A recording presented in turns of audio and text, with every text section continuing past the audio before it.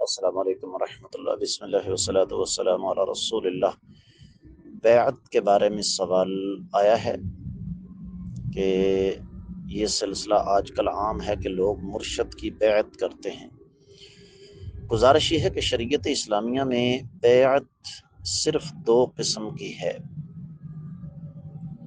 سب سے پہلے خلیفہ حاکم، شرعی خلیفہ، جس کے پاس فوج، پولیس اور جس کے پاس مکمل اختیارات ہوں، اس کے ہاتھ پر بیعت کی جائے گی کہ میرے ہاتھ پر بیعت کرو کہ جب تک تمہاری سانس کی ڈوری برقرار ہے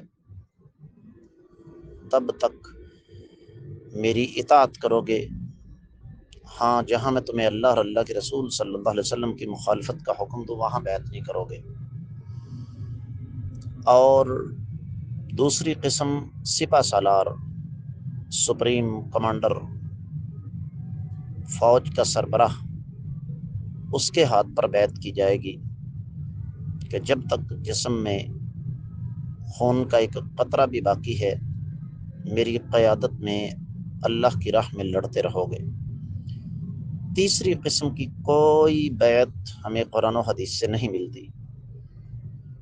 رہا یہ مسئلہ پیر مرشد کے ہاتھ پر بیعت کی جاتی ہے، جو نماز پڑھیں گے، روزہ رکھیں گے، حج کریں گے، زکوٰۃ دیں گے، شریعت کی مخالفت نہیں کریں گے، اس کے لیے بیعت کی ضرورت ہے۔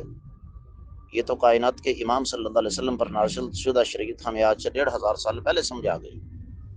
لہذا یہ جو بیعتیں ہو رہی ہیں ان کی شرعی طور پر کوئی حیثیت نہیں ہے۔ میں امید کرتا ہوں کہ آپ کو اچھی طرح سمجھ آ گئی ہوگی۔ واللہ تعالی اعلم۔